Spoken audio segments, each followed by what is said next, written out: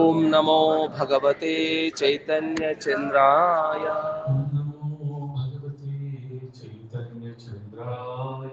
ओम नमो भगवते चैतन्य चंद्राय। नारायणं नमस्कृत्यं नरं चैव नरोत्तमं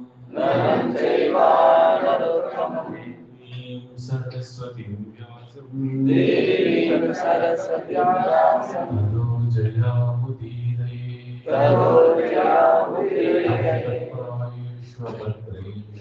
नष्टप्रायेषु अभद्रेषु नित्यं भागवत सेवया भगवते उत्तम श्लोके भक्तिर्भवति नैष्ठिकी।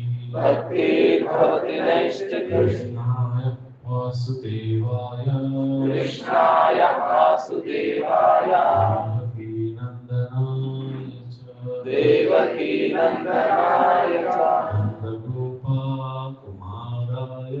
नंदगोपाकुमाराय गोविंदाय नमो नमः। गोविंदाय नमो नमः। गोविंदाय नमो नमः। तस्मै श्री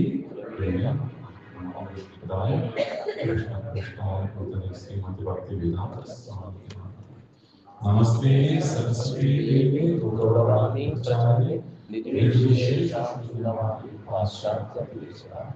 जय श्री कृष्ण चैतन्य प्रभु नित्यानंद श्री अद्वैत गदाधर श्रीवासादि गौर भक्त। हरे कृष्णा कृष्णा कृष्णा हरे हरे हरे राम राम राम हरे हरे। श्री चैतन्य महाप्रभु की जय। की जय।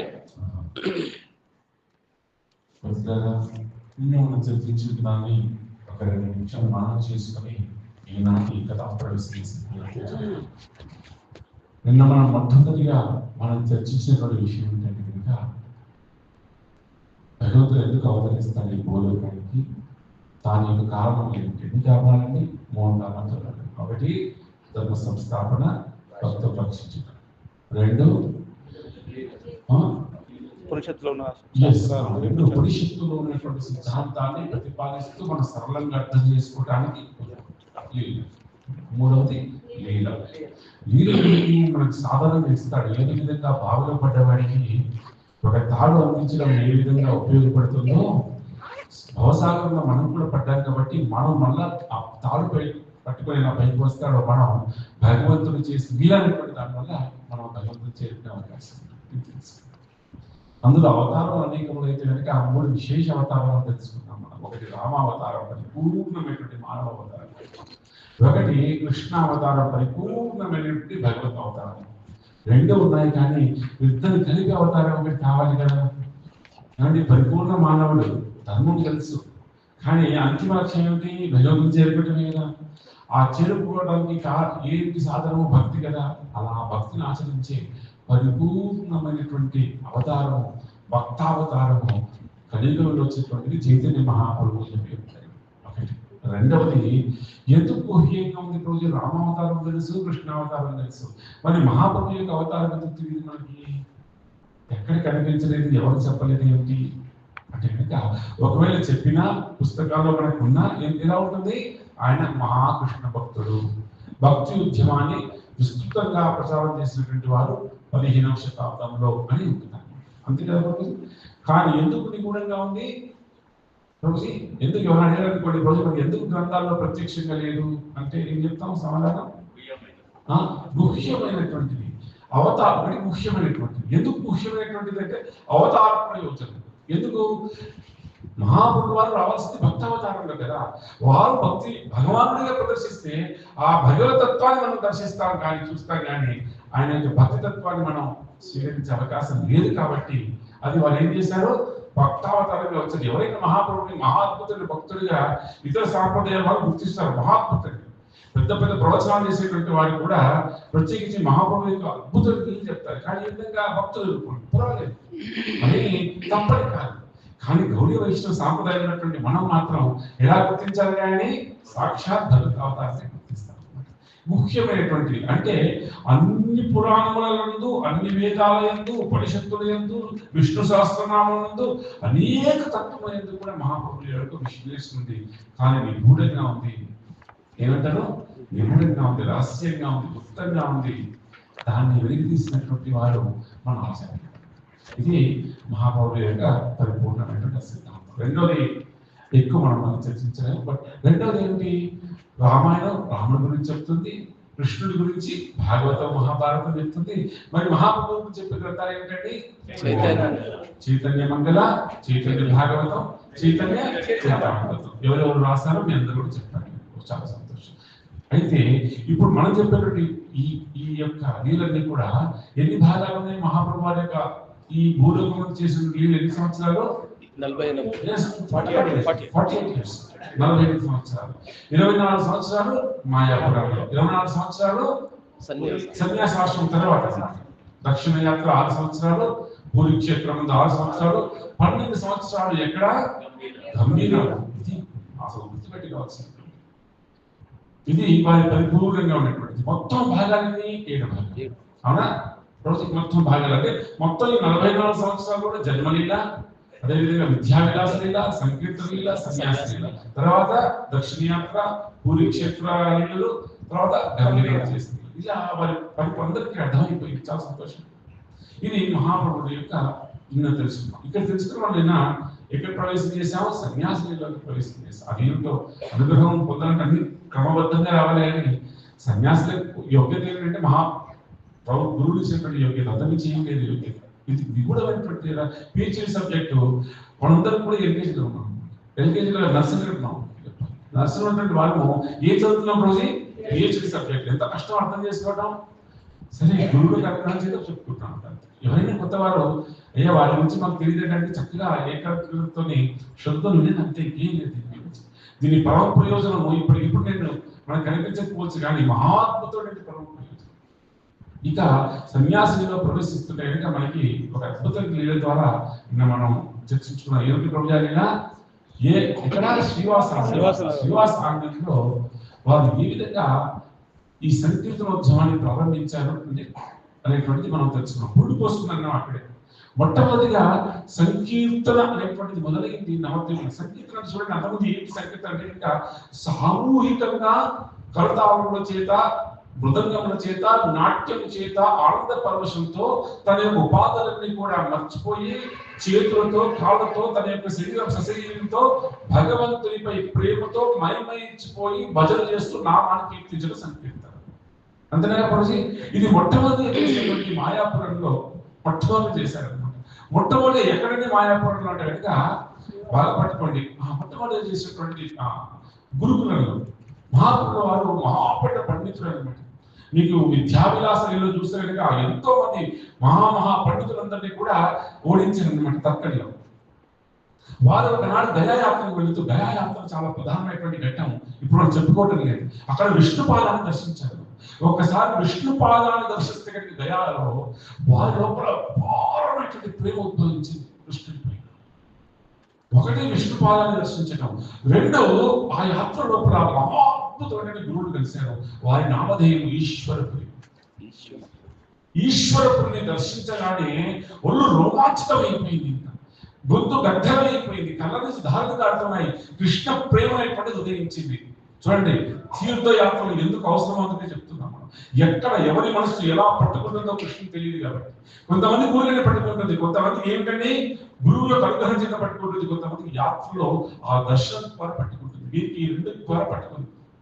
అంతదాకా వారిలో శాస్త్రజ్ఞానం ఉన్నది, కానీ పరమ ప్రయోజనం దానికి కాదు కదా అని చెప్పేసి ఒక్కసారి కనుక విష్ణు పాదాన్ని దర్శించగానే ఎక్కడ కృష్ణుడు, ఎక్కడ బృందావనము, ఎక్కడ బృందావనం అని చెప్పేసి వినిపిస్తున్నాడంట.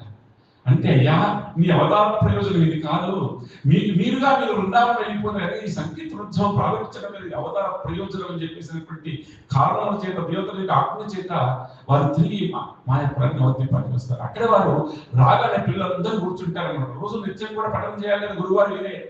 అందరిలోనూ మహాపురు అంటే అప్పుడు నిమాయి పండితులు, ఇది ఒక నామధేయం.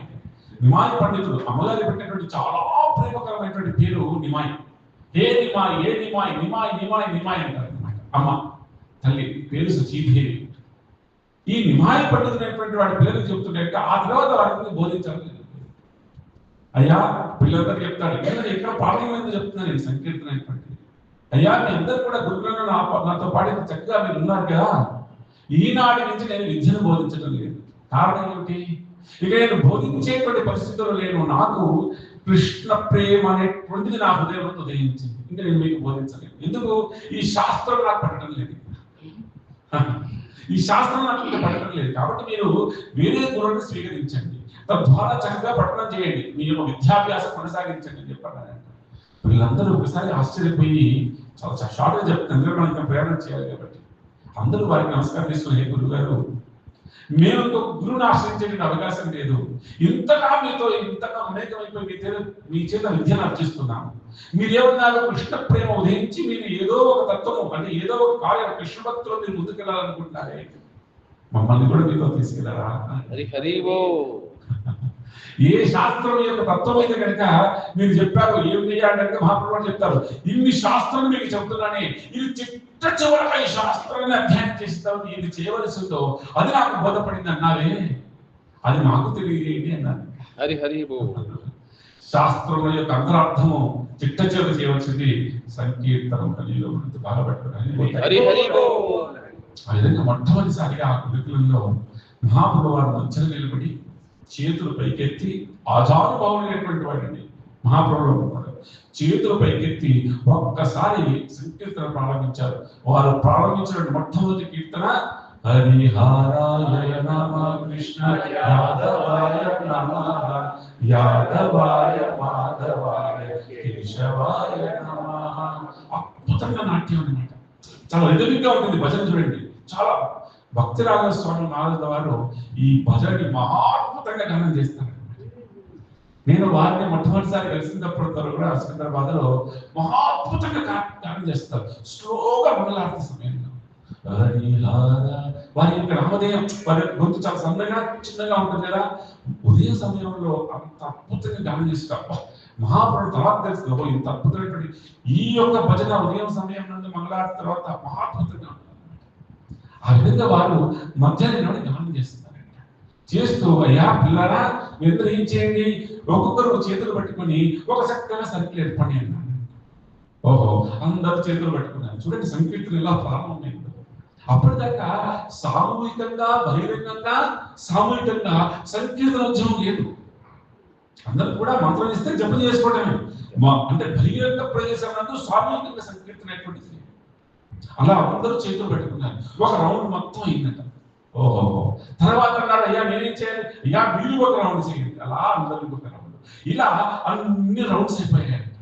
అయిపోయి ఏం చేస్తున్నారు? అప్పుడు చేతులు పట్టుకున్నారు, కాళ్ళు కదులుతున్నాయి, ఓహో భుజాలు కదులుతున్నాయి, మెల్లిగా ఎగురుతున్నారు, నాట్యం చేస్తున్నారు, ఇలా సరిగ్గా తిరుగుతున్నారు.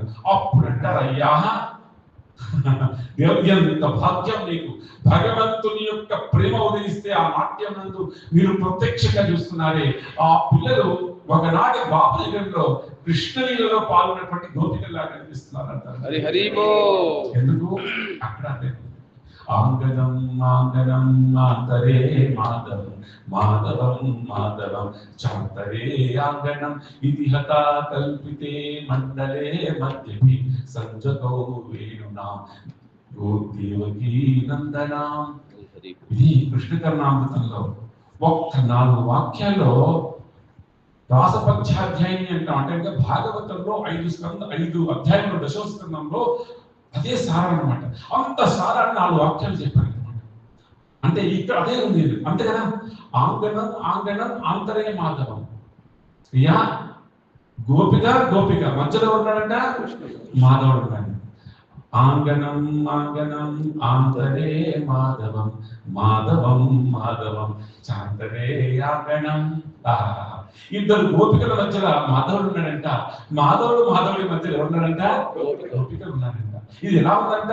ఇతిహత కల్పితే మండలే మధ్యకే. ఇది ఎలా ఉందయ్యా అంటే వీళ్ళందరూ కూడా చక్కగా నిలబడ్డారు. పొడుగ్గా కాదంట, చక్కగా చక్రాకారంగా చక్కగా నిలబడ్డారు. ఇతిహత కల్పితే మండలే మధ్య. అందరూ ఉంటే మధ్యలో మాత్రం వేణుగోపాల్ ఉన్నాడు, మాధవుడు ఉన్నాడు. సంజకౌ వేణునాం దేవకీ నందన. ఏం చేస్తున్నాడైనా? వేణు వాయిస్తున్నాడంట. అది దేవత గుర్తు చేస్తున్నారు ఇక్కడ చూసి. ఎందుకు ఇక్కడ కూడా అలానే ఉంది. అందరూ అనుకుంటున్నారంటే మహాప్రభు మాతోనే ఉన్నాడని చెప్పేసి. పిల్లలందరూ కూడా మాతోనే ఉన్నాడే, పక్కన మహాప్రభు అని మీరు అనుకుంటున్నారు. అలా అందంగా నాట్యం చేస్తుంటే అక్కడ వేణునాదం చేసినటువంటి ఆ కృష్ణ భగవానుడు ఈ అవతారంలో ఆ మధ్యలో ఎలా ఉన్నాడండి? సాక్షాత్తుగా భగవద్భక్తుడిగా భగవంతునికి నామ సంకీర్తన చేస్తూ నాట్యం చేస్తున్నాడు. ఇది మొట్టమొదటి పురుడు కోసం మహాప్రభు హరిబోల్.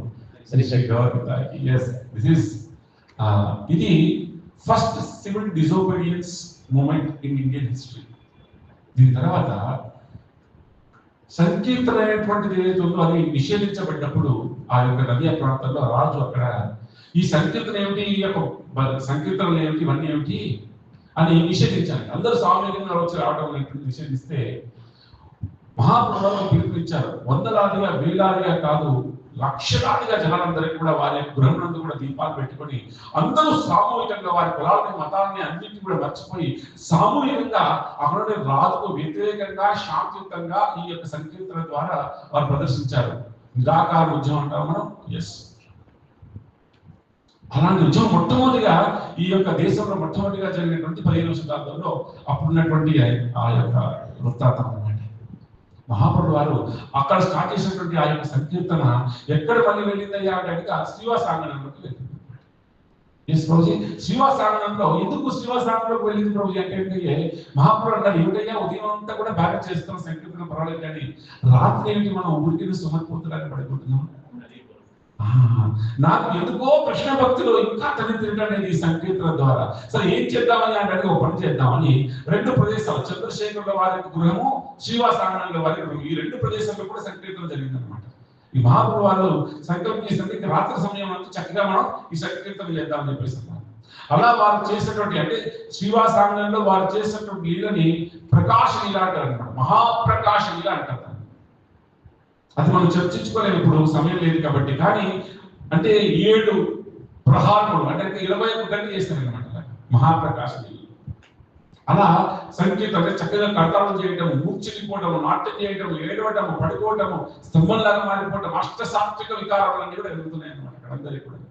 ఇలా అక్కడ జరుగుతున్న క్రమంలో శ్రీవాస్ ఠాకూర్ వారి కుమారుడు వృత్తాంతంలో మరణించడం, అయ్యో ఈ మరణానికి కారణమైనటువంటి ఈ మరణం ద్వారా మహాప్రభువారు నాట్యం చేస్తున్నారు కదా, వారికి ఆటంకం కలగొద్దు కదా అని చెప్పేసి వీరు ఆ మరణాన్ని సైతం కూడా దిగమించుకోవటం, వారి యొక్క భార్యని కుటుంబ సభ్యులందరికీ కూడా మహాప్రభు యొక్క ఆటంకం, వారి యొక్క ఆనందానికి ఆటంకం కలుగుతూ అని చెప్పేసి వారు కోరుకోవటం.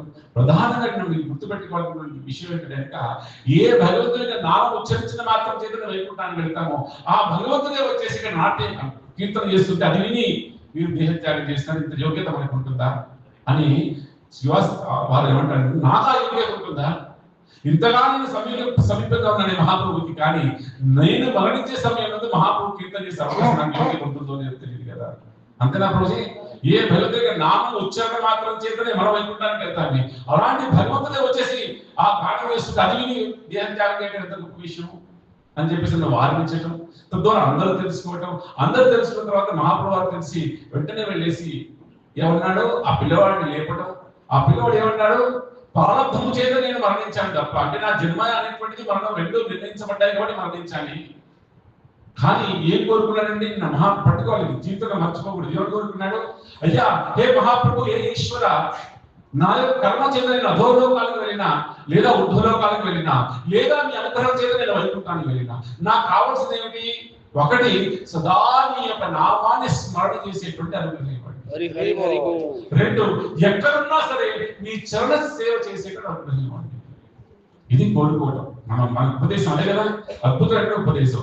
భక్తులు, వైష్ణవ భక్తులు అనేటువంటి వారు ఎవరైతే ఉంటారో వారి ముందు మోక్ష దేవత వచ్చి ఏం చేస్తుంది ప్రభు, ఇలా చేతులు కట్టుకుని నిలబడుతుంది. ఏదైనా ఒక రోజు అడుగుడా కనీసం అనుగ్రహిద్దామని చెప్పేసి ఆ తల్లి, ఏ తల్లి కోసం అందరూ కూడా యోగాలు, తపస్సులు, యజ్ఞాలు చేస్తారో మనకు మోక్షం కావాలి, మోక్షం కావాలి, ముక్తి కావాలని, ఆ ముక్తి దేవతనే వైష్ణవ గృహం ఎదురు నిలబడిసి చేతులు కట్టుకుని నిలబడుతుంది. ఏదైనా అడగకపోతారా, అనుగ్రహించకపోతారా, ఆ యొక్క అంటే ఆ భక్తులకు అనుగ్రహం నాకు పొందుతానని చెప్పేసి అనుకుంటున్నాను.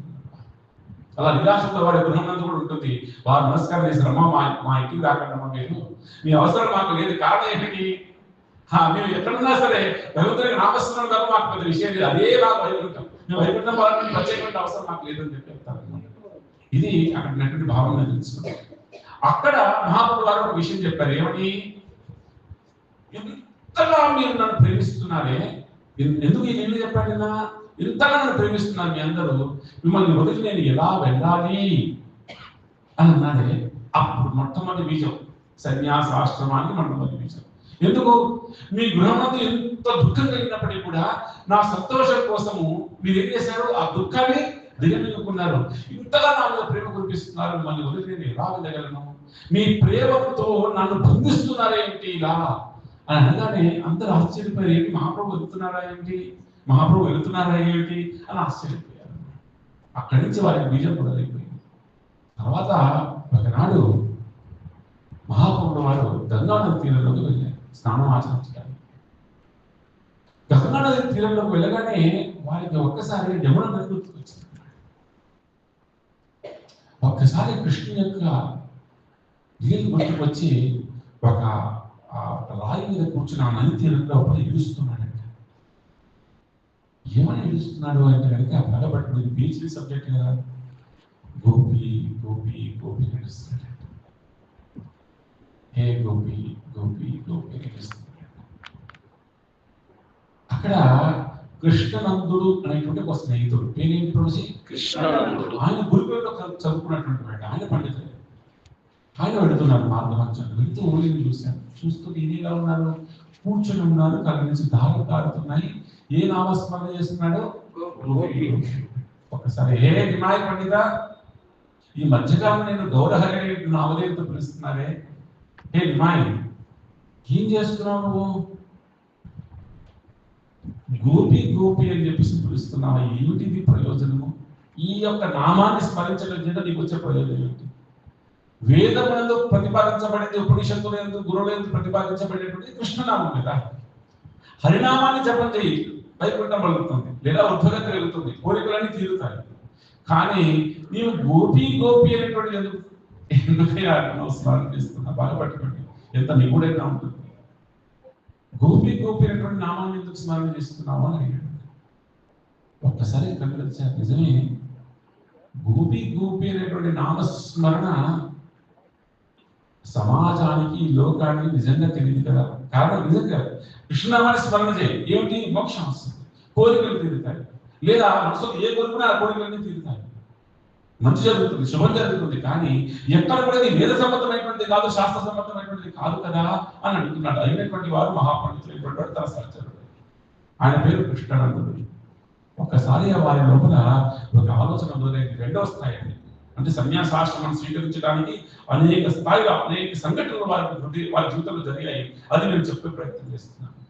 వారు అన్నారు, ఎందుకంటే మీరు గోపి గోపి అంటున్నారు కనుక ఇక్కడ చైతన్య మంగళంలో లోచన్ దాస్ ఠాకూర్ వారు మహా అద్భుతమైనటువంటి భావన ఇస్తారనమాట. మహాప్రభు వారి యొక్క హృదయం నందు ఏ ఉందో అది ఆవిష్కరిస్తారనమాట. ఎందుకు గోపి అంటున్నారంటే కనుక వారికి ఒక లీల గుర్తుకొచ్చింది, 2 లీలలు గుర్తుకొచ్చాయన్నమాట. 2 లీలలు చెప్పుకోవాలి ఇక్కడ మనం. ఒక లీల, కృష్ణుడు బృందావనానికి వెళ్ళిన తర్వాత గుర్తు చేసుకుంటున్నాడు మహాప్రభు ఎందుకు గోపి గోపి అంటున్నాడు. ఇది పేషెంట్ సబ్జెక్ట్, అర్థం చేసుకున్నాం అంతే. ఉదయ సమయం కదా, ప్రశాంతంగా ఉన్నాను, లాజికల్ పక్కన పెట్టి. కృష్ణుడు బయటికి వెళ్ళిన తర్వాత, బృందావనాన్ని వదిలిపెట్టిన తర్వాత నిజంగా రాధారాణి, శ్రీమతి రాధారాణి భయంకరంగా వినిపిస్తుంది. కానీ ఆవిడ జీవించే ఉంది. గోపికలు, లలిత, విశాఖ ఇత్యాది గోపికలు అందరికీ కూడా రాధారాణి దగ్గరికి వెళ్ళి, అమ్మా నిజంగా నీవు జీవిస్తూ ఉన్నటువంటిది ఉద్ధవుడు వచ్చినప్పుడు చెప్తారనమాట, నిజంగా కృష్ణుడు వెళ్ళిన తర్వాత మీ అందరం కూడా ఇంకా సజీవంగా ఉన్నామంటే, ప్రత్యేకించి శ్రీమతి రాధారాణి ఇంకా సజీవంగా ఉంది అంటే దానికి కారణం ఆవిడ ఊపిరి కాదు, అంటే వాయువు కాదు దానికి కారణం. మేము ఎప్పుడు ఆ తల్లి మూర్ఛిల్లబోతుంటే అప్పుడు మేము కృష్ణనామం చెప్పేటువంటి ఏం చెప్పేటువంటి వారు? కృష్ణ కృష్ణ కృష్ణ గోవింద కృష్ణ అని చెప్పేటువంటి వారు. కన్నయ్య ఇలా ఆ కృష్ణనామాన్ని చెప్పడంతో గాలితో కాకుండా శ్రీమతి రాధారాణి మేము చెప్పేటువంటి కృష్ణనామం అనేటువంటి ఊపిరి ద్వారా బతికుండేది. కాబట్టి శ్రీమతి రాధారాణి యొక్క ఊపిరి పోసినటువంటి ఆ గోపికలు ఎంత గొప్పవారు అనే భావనతోనే గోపి గోపి గోపి అంటారు. అందుకు వారు గోపి అనేటువంటి భావం చేస్తున్నారు. ఇక ఆచార్యుల వారు కూడా చూడండి ఎందుకు వారు ఆ నామహితే అని చెప్పారు. ఇక రెండవది, మీరు కురుక్షేత్రంలో అంటే గోపికలు వెళ్ళిన వారు కృష్ణుడు వెళ్ళిన తర్వాత మళ్ళీ ఎప్పుడు కలిశారు? కృష్ణుని కురుక్షేత్రంలో కలిశారు. ఏది యుద్ధం అయిన తర్వాత, మొత్తం కురుక్షేత్ర యుద్ధం అయిన తర్వాత ఒకనాడు అమావాస్య దిన గ్రహణం రోజున, అమావాస్య కదా, గ్రహణం రోజున స్నానం ఆచరించడానికి అందరూ అన్ని ప్రదేశాల నుంచి వచ్చారంట. బాగా పట్టుబడి ఇప్పుడు చెప్పేటువంటి ఇలా ఒకసారి చెప్పినట్టు గుర్తులేదు నాకు. అందరూ కూడా స్నానం చేయడానికి వచ్చారు. ఎక్కడికండి? ఆ యొక్క కురుక్షేత్రం, పుణ్యక్షేత్రం. ప్రత్యేకించి గ్రహణం సంధ్యా సమయం నందు అందరూ కూడా అక్కడికి వచ్చి స్నానం ఆచరించేటువంటి వారు. ఆ విధంగా గోపికలు అందరూ కూడా బృందావనం నుంచి వచ్చారు. గోపికలు కానీ, నందులు కానీ, యశోద కానీ, వీళ్ళందరూ వచ్చారు, స్నేహితులందరూ కూడా. మరోవైపున మహారాజు అనేటువంటి వాడి కృష్ణుడు దేవకీ వసుదేవులతో వారికి వచ్చారు. అందరూ వచ్చారు, వారి వారి ప్రదేశంలో స్నానం ఆచరిస్తున్నారు. ఇక్కడ రాజుగారైనా ఇప్పుడు సాధారణమైన వాడు కాదు కదా, చాలా పరివారము, చాలా సైన్యము, చాలా గేట్స్, సెక్యూరిటీస్ చాలా ఉన్నాయి వారికి. వారిని కలవడానికి చాలా కష్టమైంది, ఎందుకు లోపల ఉంటారు కాబట్టి. మొట్టమొదటిసారిగా నందుని గెలిచాడంటే కృష్ణుడు. నందుడు వెంటనే వచ్చాడు. ఆహా, వసుదేవుడు కూడా ఆలింగనం తీసుకున్నాడు. అయ్యా నంద, నా కుమారుని రక్షించినటువంటి వాడు నీవయ్యా అని ఆలింగనం తీసుకున్నాడు. ఇద్దరు తర్వాత దేవకి వసుదేవుడు, దేవకి అదేవిధంగా యశోదమ్మ ఇద్దరు కూడా ఆలింగనం చేసుకున్నారు. బాగా ఏడుస్తున్నారంట ఇద్దరు కూడా. దేవుడికేమో నా కుమారుడు రక్షించావు అనేటువంటి ప్రేమతో ఏడుస్తుంటే, యశోదమ్మ నా కృష్ణుని కనిపించి ఈ రోజులైందో అని ఏడుస్తూ ఈవిని ఆలింగనం చేసుకుంటుంది, కానీ కళ్ళన్నీ కూడా కన్నయ్య వైపు చూస్తున్నారు. అటు ఇటు ఎక్కడ కనిపించడం లేదు. మా దేవకి ఎంత అదృష్టం నీకు, ఒకసారి ఆ కన్నయ్యని చూడాలనుకుంటున్నాను, చూడొచ్చాను. ఎంత హృదయం ప్రేమ ఎలా ఉంటుందంటే, ఆవిడ కళ్ళు ఒక్కసారి చెమర్చి, ఎప్పటికీ కన్నయ్య నా దగ్గర ఉన్న అతని మనసు ఎప్పుడు నీ దగ్గర తెలుసు కదా అని, అదిగో ఆ యొక్క ప్రదేశం ఉండగానే పరిగెత్తుకెళ్ళిందంట తల్లి. వెళ్ళగానే కృష్ణుడు ఒకసారి దూరం చూశాడు. ఆలింగనం చేసుకోవడానికి కాదు, నేల మీద పడిపోయాడు ఏడుస్తాను. అమ్మా నిన్ను ఎన్ని సంవత్సరాలు అయింది దూరం అయిపోయింది. వెంటనే వచ్చేసిన తర్వాత అలా కట్టేగా వచ్చి ఇద్దరిని కౌగిలించుకున్నాను.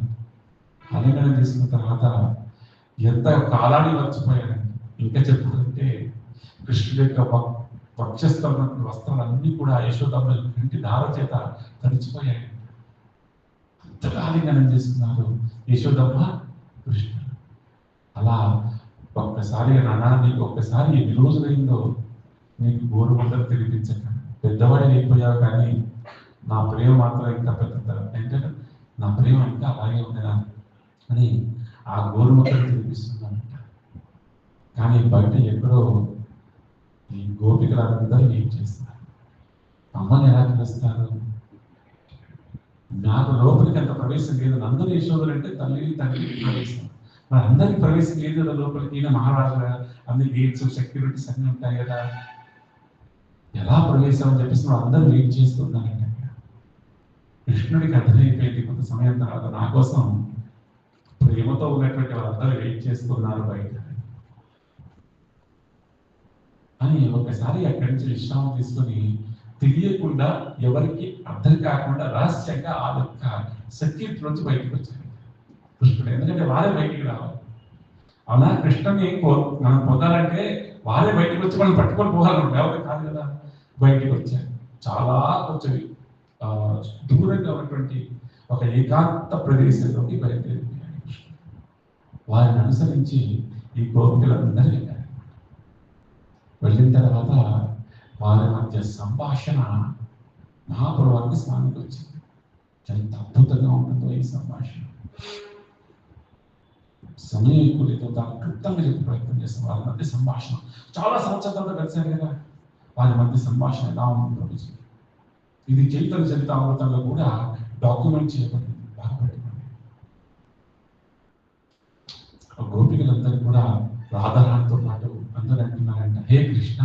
చూశారు, మీరు చూసారు, దర్శనం చేసుకున్నారు. కానీ వారిలో ఇంకా ప్రేమ రావడం లేదండి కృష్ణుడికి చూసిన తర్వాత. కారణం ఏమిటి అంటే, హే కృష్ణ, ఇదంతా కూడా, ఈ ప్రదేశం అంతా కూడా జన అరణ్యంగా ఉంది, అంటే జనములతో కూడి ఉంది ఇదంతా కూడా. ఇక్కడ ఏమి శబ్దాలు నాకు వినపడుతున్నాయి? గుర్రాల యొక్క శబ్దాలు వినపడుతున్నాయి, ఏనుగుల యొక్క కింకారాలు వినపడుతున్నాయి, జనముల యొక్క అలజడి వినిపిస్తుంది. ఇది జనా అరణ్యంగా ఉన్నది, జనములతో కూడిన అరణ్యంగా ఉంది, జనారణ్యంగా ఉన్నది. ఇక్కడ మాకు పరిపూర్ణమైనటువంటి నీ యొక్క నిన్ను దర్శనం ద్వారా మేము పొందే ఆనందాన్ని మేము పొందలేకపోతున్నాం. కారణం ఏమిటి? ఇది జనారణ్యంగా ఉంది. మరి ఎక్కడికి కృష్ణ?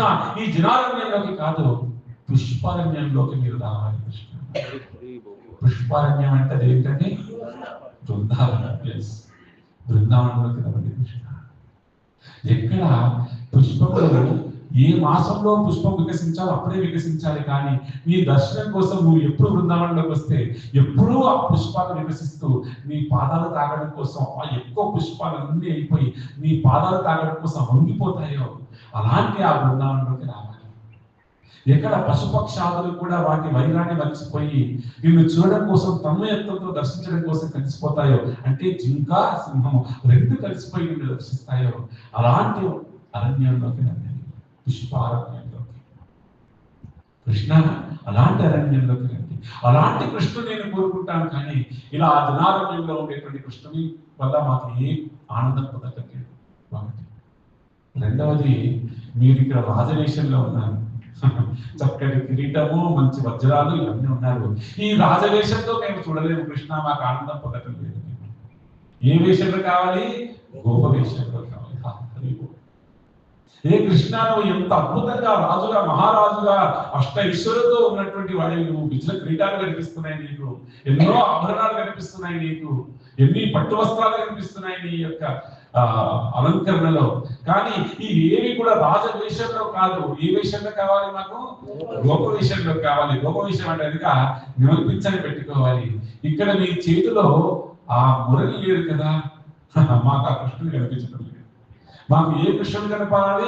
వేణుగోపాలటువంటి కృష్ణుడు కనపడాలి తప్ప చేతులు అస్త్రశస్త్రాలు పట్టుకున్నటువంటి వాడి, శంఖము చక్రము గదా పద్మము పట్టుకున్నటువంటి ఆ కృష్ణుడు కాదు మాకు కనిపించేటువంటి. దానివల్ల మాకు మాధుర్యం పొందటం లేదు, మాకు ప్రియం పొందే అవకాశం లేదు. కాబట్టి ఏ రూపంలో రావాలండి? మీరు లోపవేశంలో రండి కృష్ణ అని ఆ చేతులు పట్టుకొని అంటారంట. అయ్యా, మీరు ఏమనుకుంటున్నారంటే కనుక బృందావనం అంటే కనుక కేవలం బృందావనం మనం నివసించే బృందావనమే కాదు, మా హృదయం అనేటువంటి బృందావనం మీరు పాదాలు పెట్టండి అని అంటున్నారండి. మా హృదయం అనేటువంటి బృందావనంలో పాదాలు పెట్టండి.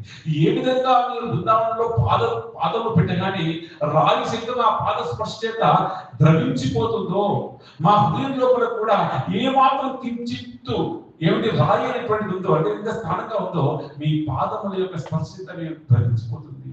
ఆ ద్రవం కలిగితో ప్రేమగా కారే అవకాశం ఉంది. కాబట్టి కృష్ణ, మా హృదయమైనటువంటి బృందావనంలోకి నీ పాదాలు పెట్టు అని వారు చెయ్యి పట్టుకుని రాముడు కృష్ణుని తీసుకుపోతున్నారంట. చూడండి అని ఒక అద్భుతంగా చెప్పారు. ఈ కృష్ణ, మేము వదిలి వెళ్ళిన తర్వాత మేము బాగా దుఃఖిస్తామని నువ్వు ఒక మహా అద్భుతమైన కార్యం చేసావు. ఏం చేసావు? ఉద్ధవుని పంపించావు మా దగ్గరికి. ఏమని?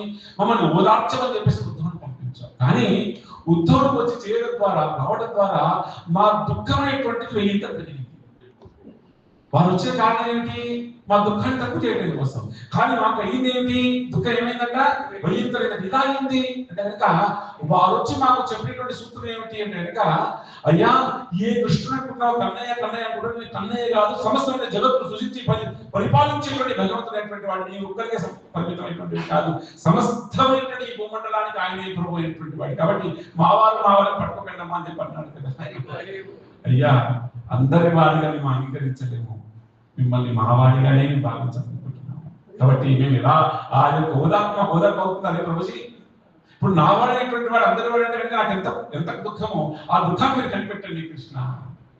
వారు మాకు 2-3 మార్గాలు మాకు ఉపదేశించారు. ఏమని? ఆయన భగవంతుడు ఆయన చేరుకోవాలంటే మీరు 2-3 మార్గాలు పట్టుకోవాలన్నాడు. ఏమిటి ఒక మార్గం?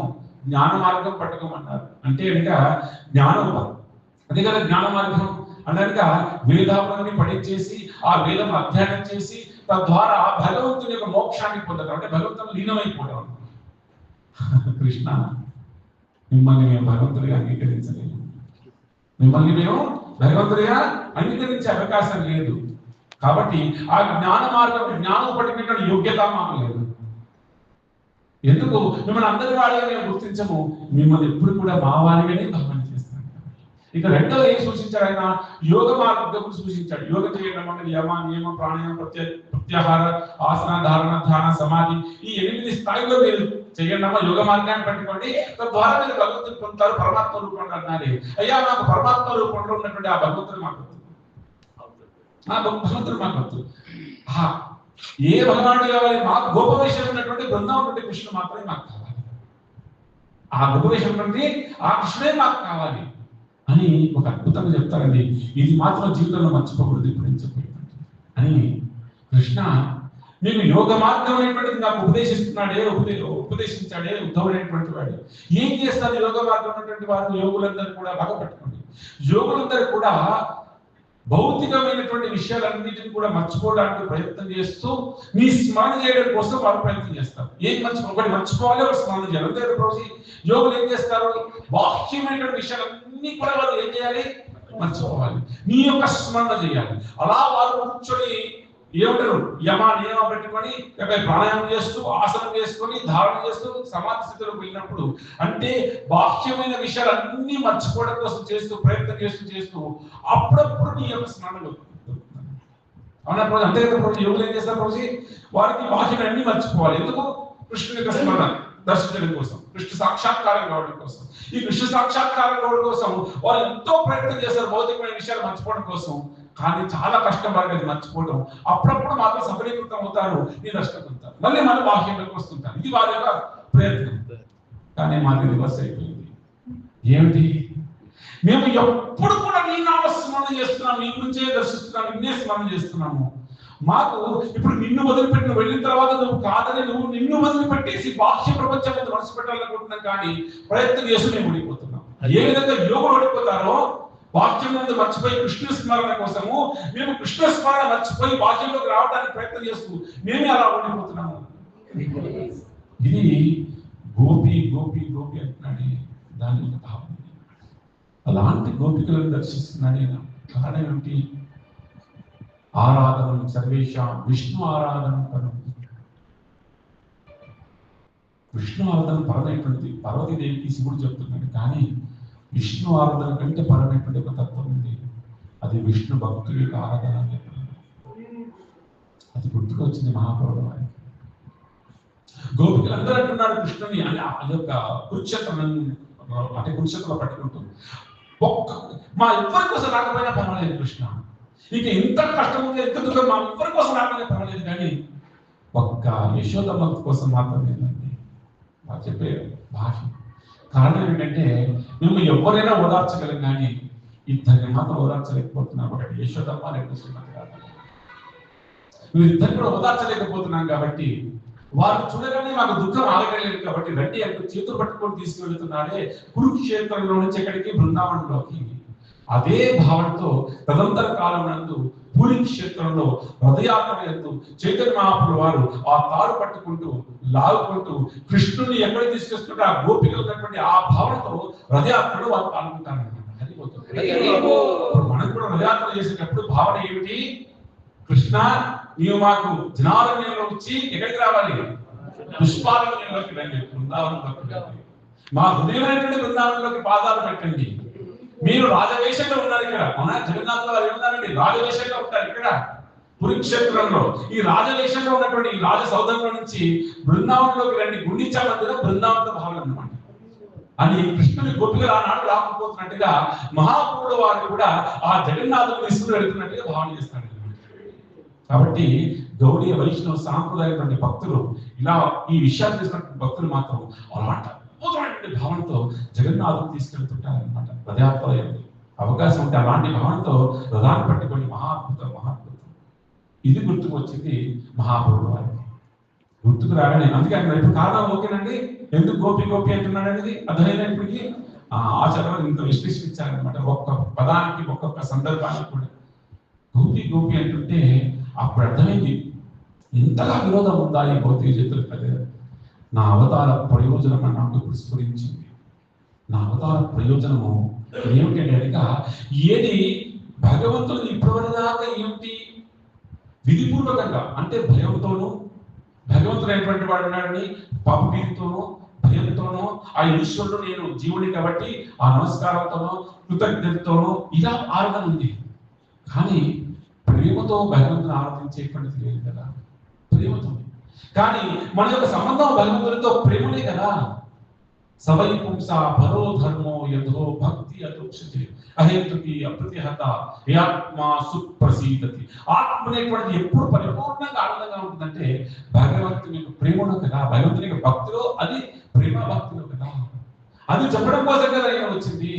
నేను ఇక్కడ వచ్చిన అవతార ప్రయోజనం ఏమిటంటే కనుక ఎవరికైనా సరే, ఎంత పాపాలు చేసినటువంటి వాడికైనా సరే, ఎంతటి భాషకుడికైనా సరే నేను ఈ యొక్క ప్రేమను అందించడం కోసం వచ్చాను. అంటే కృష్ణ భక్తి అంటే కనుక విధిపూర్వకంగా నమస్కారం చేసుకోవడం, భయంతో ఉన్నటువంటి వాళ్ళ కోరికలు ఊరుకోవడం మాత్రమే కాదు, ఆ భగవంతుని ప్రేమించడం కదా. ఆ ప్రేమని కదా నేను అందించడానికి వచ్చాను. కానీ ఎప్పుడు అందిస్తాను నేను? ఎవరైనా సరే వారి యొక్క శిరస్సును వంచి నా పాదాలను ఆశ్రయిస్తే ఈ ప్రేమ ఇవ్వడం కోసం వచ్చాను. ఎవరికి అందరికి ఇవ్వడం కోసం వచ్చాను. ఏమిటి చేయవలసిన వారు? వారి శిరస్సుని ఏం చేయాలి? మంచాలి, అంటే ప్రణామాలు చేయాలి, పాదాలను ఆశ్రయించాలి. తద్వారా నేను కృష్ణ పేరుని ఇవ్వడానికి వచ్చాను. కానీ ఎవరు కూడా నా పాదాలను ఆశ్రయించే అవకాశం లేదు. కారణం ఏమిటి అంటే కనుక నేను వారికి సమవచ్చులు అనేటువంటి భావన ఉంది. అవునా ప్రభుజీ? ఉదాహరణకి ఎవరికైనా అడగాలనుకోండి, వీరు బ్రాహ్మణులే నేను బ్రాహ్మణులే, వీరు నాకు చెప్పింది ఏమిటి అనుకుంటాం. సమవుజ్జి మధ్యలో చాలా కష్టం కదా. మా పుట్టిన భావన నేను బ్రాహ్మణుడే, నువ్వు బ్రాహ్మణుడే, నువ్వు నాకు చెప్పేది ఏమిటి అనుకుంటాను. లేదా మీరు గృహస్థంలో ఉన్నారు, నేను గృహస్థంలో ఉన్నాను, మీరు నాకు ఉపదేశించేది ఏమిటి అనే భావన వస్తుంది. కాబట్టి ఇప్పుడు చెప్పాల్సింది ఏమిటి? ఓహో, వీరు నన్ను ఆ పాదాలు ఆశ్రయించినంత వరకు ఈ వీరికి నేను ఈ యొక్క ప్రేమ, కృష్ణ ప్రేమ అనేటువంటి ఇచ్చే అవకాశం లేదు. కృష్ణ ప్రేమ అనేటువంటి గౌడీయ వైష్ణవ సాంప్రదాయం యొక్క పరంపరలో వస్తున్నటువంటి ఒక అద్భుతమైనటువంటి సంప్రదాయం. ఇతర సాంప్రదాయాల యందు ఈ రసతత్వం, ఈ ప్రేమతత్వం కనిపించండి. ఇది గౌడీయ వైష్ణవుల యొక్క గొప్పతనం. మా ధనము ఏమిటయ్యా అంటే కనుక మనం ఇంకా భగవద్గీతలో ఉన్నాం. అలా వెళుతున్నాం అనుకోండి, అసలు ఎంత అద్భుతంగా ఉంటుందో, ఎంత అద్భుతంగా ఉంటుంది. ఇది యూట్యూబ్లలో తెలిసినటువంటి జ్ఞానం కాదు, గౌడీయ వైష్ణవ సాంప్రదాయ యొక్క సిద్ధాంతం. ఇది గురువుల చేత, పరంపరలో ఉన్నటువంటి గురువుల చేత ప్రత్యక్షంగా తెలుసుకోవాల్సినటువంటి సిద్ధాంతం అన్నమాట. అర్థమైందండి? బాగా పట్టుకునే ప్రయత్నం చేయండి. ఆ విధంగా ఎవరు నన్ను ఆశ్రయించట్లేదు, నా పాదాన్ని ఆశ్రయించకపోతే నేను కృష్ణ భక్తిని ఇవ్వలేను. ఒకవేళ కనుక వారు నా పాదాన్ని ఆశ్రయించాలని నేను ఏం చేయాలి? ఓహో, ఒకే ఒక మార్గం, సన్యాసాశ్రమాన్ని స్వీకరించాలి.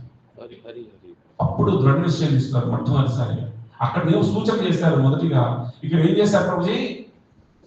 సన్యాసాశ్రమాన్ని తీసుకోవాలనుకున్నారు. ఓహో, చాలా అద్భుతం. మొట్టమొదటిసారిగా సన్యాసాశ్రమం. ఎందుకు? సన్యాసాశ్రమం స్వీకరిస్తేనే వీళ్ళందరూ కూడా ఏం చేస్తారు? అప్పుడు సన్యాసంగానే నమస్కారం చేస్తారు పాదాలకి. ఆ పాదాలు నమస్కారం చేసిన మాత్రం చేతనే వారికి యోగ్యత ఉందా, యోగ్యత లేదా నేను చూడండి. ఆ కృష్ణ ప్రేమ ఎటువంటి వారికి అందిస్తాను, హరినామం ఎటువంటి వారికి అందిస్తాను. ఏ మార్గం ద్వారా కృష్ణ ప్రేమ అందిస్తాను? హరినామం ద్వారా అని వారి విషయానికి వచ్చారు. ఇంకొక సంఘటన వారికి జరిగింది. ఏమిటి ఆ సంఘటన? ఒకనాడు మీరు గంగానది తీరంలోకి వెళుతున్నటువంటి, స్నానం చేస్తున్నటువంటి క్రమంలో స్నానం చేసి తిరిగి వెళుతున్నారు. వెళ్ళి ఆనాడు శ్రీవాస ఆంగణంలో రాత్రి సమయంలో మహాద్భుతంగా సంకీర్తన జరుగుతుంది. అందులోకి ఒక బ్రాహ్మణుడు తెలిసింది. ఏంటి మహాద్భుతంగా జరుగుతుందండి?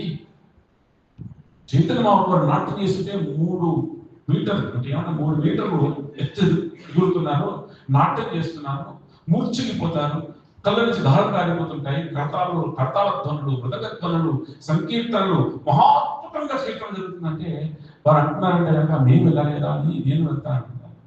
కానీ మహాప్రభు వారు శ్రీవాసాంగనంలో మాత్రం ఎవరికి ముందే రాసిచ్చేవారంటే ఎవరికి అర్హతతో అంటే చైతన్య మహాప్రభు ఆమోదితమైనటువంటి వారికి మాత్రమే ప్రవేశం, ఆ సమయానికి మాత్రమే ప్రవేశం.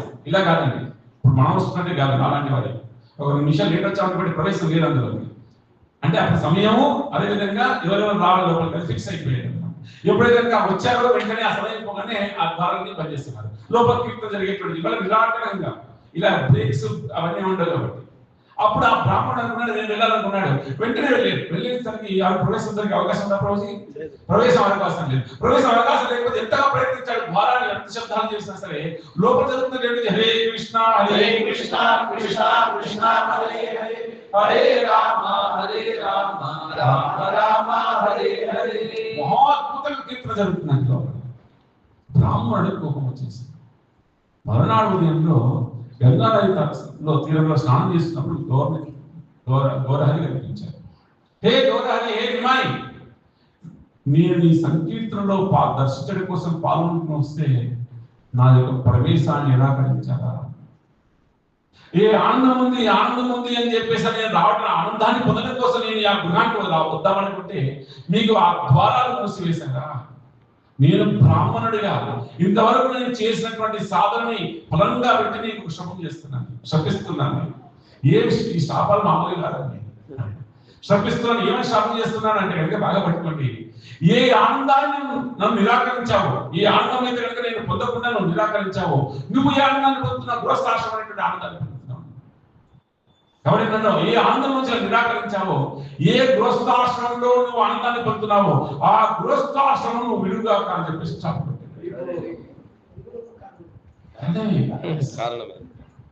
ఇది రెండవ కారణం అని వారు ఒక్కసారి అన్నారు, అయ్యో ఏమిటి నా నోట్లోంచి ఇలాంటి శబ్దాలు వచ్చాయేంటి?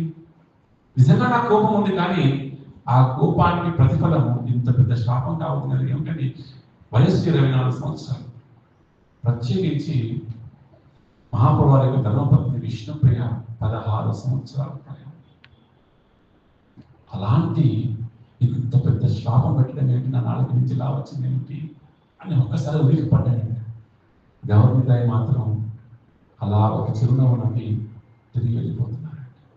బాగా పట్టుకోండి, ఒక పరమ ప్రయోజనం కోసం శాపాలను కనిపిస్తున్నాయి. నిజంగా అవి కల్పితంగా అంటే వారి ఇష్టానుసారంగా వచ్చినటువంటివి కావు.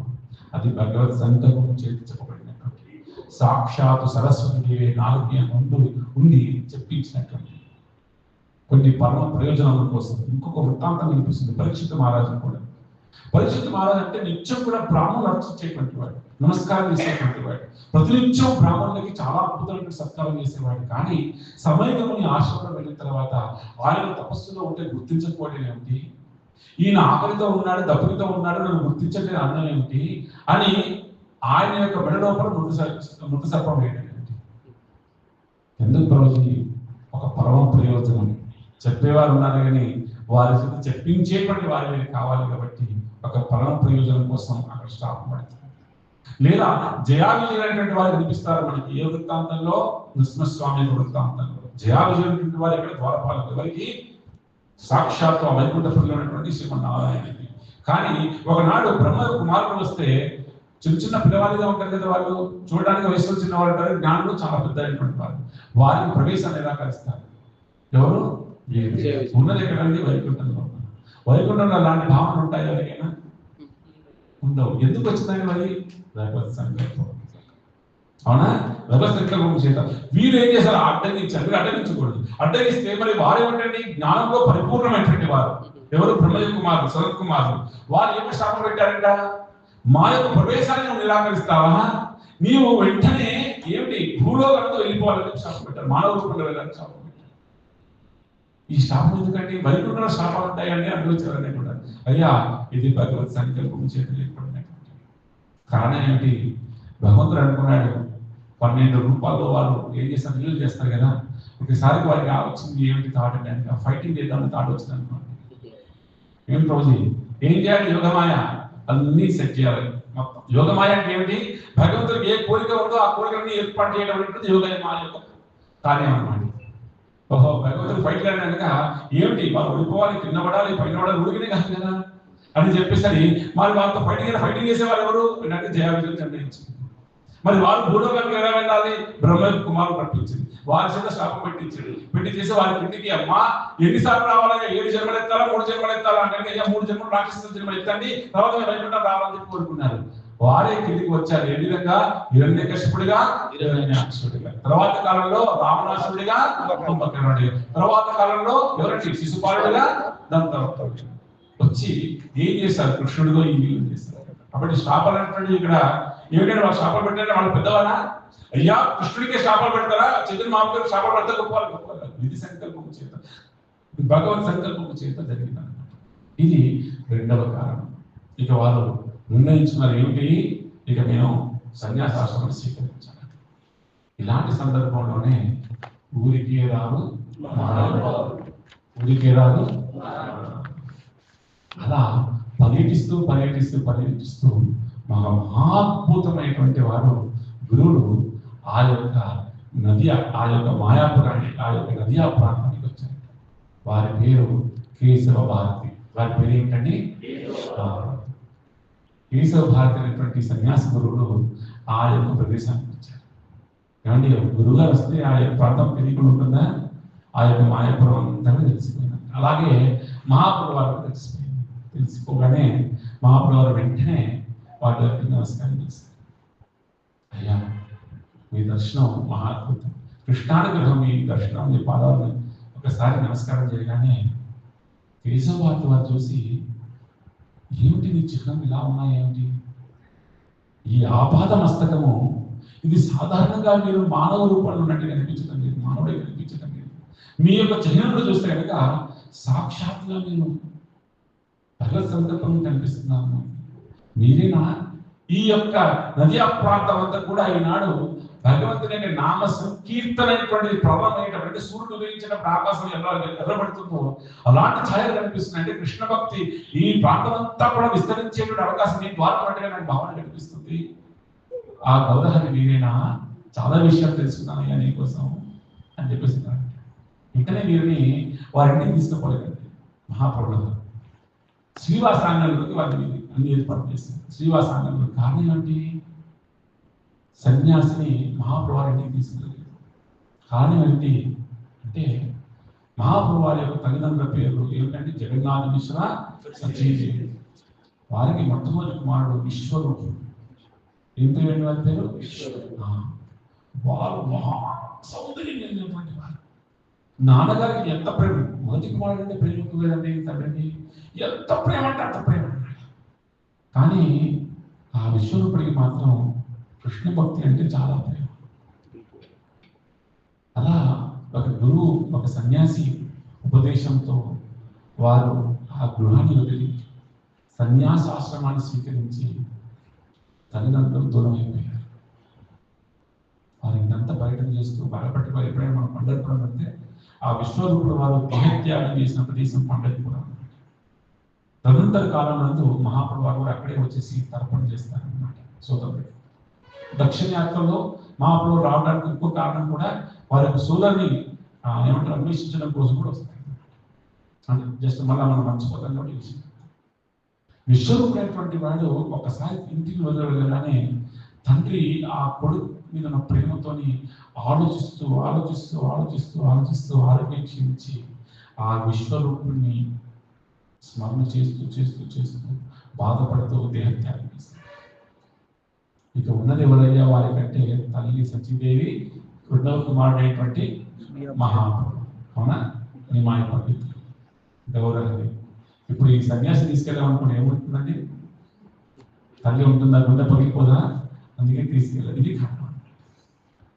ఇంట్లో ఏర్పాటు చేశాడు, విడిది ఏర్పాటు చేశాడు, మళ్ళీ వెళ్ళేసి కలిశాడు. అయ్యా గురువు గారు, నాకు కృష్ణ భక్తిలో నేను ఏదో ఒక ఆటంకమైనటువంటి అగ్నిలాగా నాలో ప్రవేశించింది, నన్ను దహించేస్తుంది. దయచేసి నాకు గృహస్థాశ్రమైనటువంటి చాలా పెద్ద ఆటంకంగా ఉంది కృష్ణ భక్తిలో. కాబట్టి ఈ గృహస్థాశ్రమం నుంచి బయటపడవేసి నాకు సన్యాసము అందించండి అని నమస్కారం చేశారు. ఎవరండి అడిగినటువంటి వారు? మహాప్రభుడు. అక్కడ ఉన్నటువంటి వారు ఎవరు? కేశవ భారతి. వారు చూసి, అయ్యా మిమ్మల్ని చూస్తుంటే నాకు మొట్టమొదటిగా అనిపించింది ఏమిటి, మహాప్రభుని చూస్తే వారికి ఎలా అనిపించింది చెప్తాను. మొట్టమొదటి మిమ్మల్ని చూస్తే ఇంత అద్భుతమైనటువంటి భక్తి మీలో ఉందంటే కనుక మనం చూస్తే నాకు ప్రహ్లాద వారు అనిపించారు. ప్రహ్లాద వారి యొక్క భక్తి సాధారణ కాదండి. ఎప్పుడైనా అవకాశం నరసింహ యొక్క అవతారం కూడా ఏదో చెప్పుకోవచ్చు, మా అద్భుతంగా ఉంటుంది.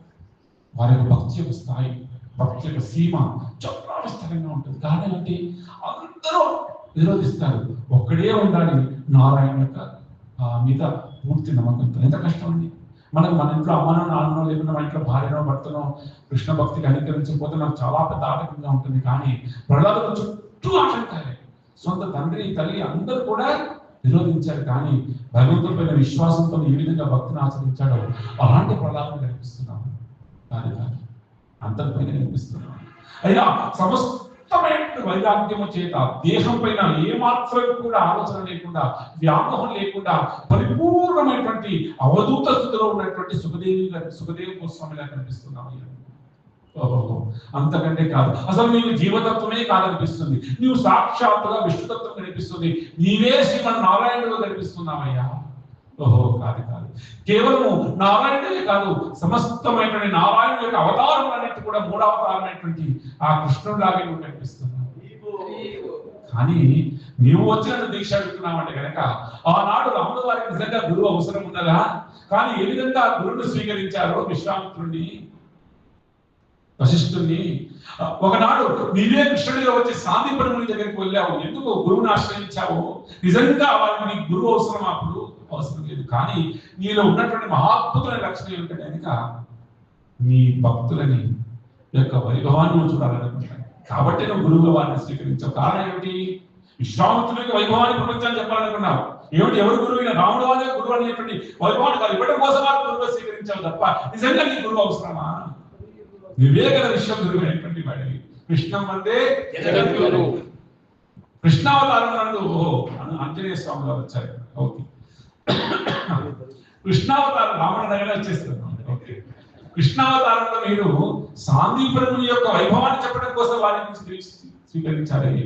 ఆ విధంగా మీరే నా కృష్ణ పరమాత్మలు కనిపిస్తున్నారు. నా వైభవాన్ని పెంచడం కోసం నా దగ్గరికి వచ్చి మీరు దీక్ష అంటున్నారా?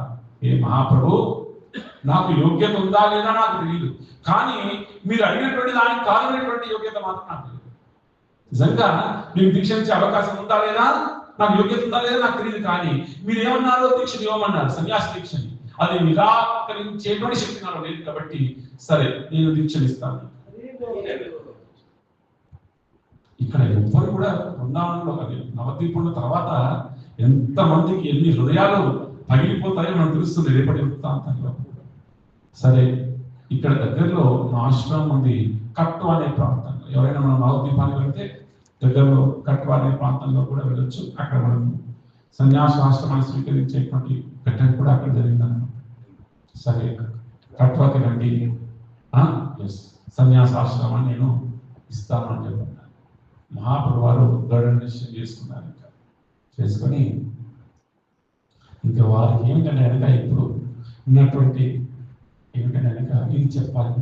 ఎవరెవరు చెప్పాలి? మొట్టమొదటిగా నా ఆంతరికమైనటువంటి భక్తులందరికీ చెప్పాలి, తర్వాత నా తల్లికి చెప్పాలి, తర్వాత నా భార్యకి చెప్పాలి. సన్యాసాశ్రమాన్ని అంగీకారంగా వెళ్ళాలి కదా. సన్యాసాశ్రమం అంటే మీకు 2 సన్యాసాశ్రమాలు చాలా అద్భుతంగా ఉంటాయి. ఒకటి శంకర వారి యొక్క సన్యాసాశ్రమం కూడా వాళ్ళ యొక్క తల్లి అంగీకారం కోసం జరిగిన వీళ్ళకి కూడా మహాద్భుతంగా ఉంటుంది. మహాప్రభు వారి జీవితంలో రేపటి నుంచి ఎంతటి రోదన ఉంటుందో, వారి కృష్ణుని వదిలిపెట్టడం వల్ల వారి హృదయాలు ఎలా పగిలిపోతాయో ఇక రేపటి నుంచి మనం దర్శించేటువంటి. ఇక మహాప్రభు వారి మనసులో ఉన్నటువంటి ఏంటంటే రేపటి నుంచి ఏంటంటే నిశ్చయం అయిపోయింది. గురువుగారు జరిగాను సన్యాసాశ్రమాన్ని కూడా ఇస్తాను చెప్పాను సార్. దానికి కారణం ఒక బ్రాహ్మణుడేమో వచ్చి సీని అన్నాడు, కృష్ణానందుడు ఏమన్నాడు, గోపి ఎందుకయ్యాను కృష్ణ అని చెప్పాలి అన్నాడు. తద్వారా గుర్తుకొచ్చింది. రెండోది ఏమిటి? స్వామి ఈనాడు ఈ 2 విషయాలు మనం చర్చించుకున్నాం. రేపటి నుంచి ఈ సన్యాసంలో ఇంకొక నెక్స్ట్ లెవెల్కి మనం వెళ్ళేటువంటి అవకాశం ఉంది. కాబట్టి చేసిన భక్తులందరికీ కూడా మరొకసారి నమస్కారం. కరెక్ట్గా 6:35 5:35 ప్రారంభించాం, 6:35కి ముగించేసాం. తర్వాత మేము ఈ కార్యాలన్నీ కూడా చక్కగా చేసుకోండి. ఉదయం సమయం మాత్రం మనసుని మహాప్రభుకి అంకితం చేయండి. ఉదయం సమయంలో మహాప్రభు తప్ప మనకి ఏమి కనిపించకుండా ఉండేటువంటి చక్కటి భావన చేయండి. కొత్త వారు ఎవరైనా ఉంటే మీ అందరికీ కూడా నమస్కారం. పరిపూర్ణమైనటువంటి శ్రద్ధాపూర్వకంగా యోగ్యత ఉన్నా లేకున్నా ఎవరో ఎందుకో తెలియదు, ఈ కృష్ణ ప్రేమ ఎవరికి ఎలా అందుతుందో తెలియదు, వారి అనుగ్రహం చేయడం మీరు ఇక్కడ వచ్చుంటారు తప్ప మా ప్రయత్నం ఉండడం కాదు. అందరూ ఆ జగన్నాథుని ఆ కృష్ణుని యొక్క ఆదర్యంతో సదా నమస్కారం చేసుకుందాం. మహాప్రభు గురించి అర్థం చేసుకోవడానికి ప్రయత్నం చేద్దాం. సర్వేజన సుఖినో భవంతు. సర్వకృష్ణ పాదాభి స్వస్తి.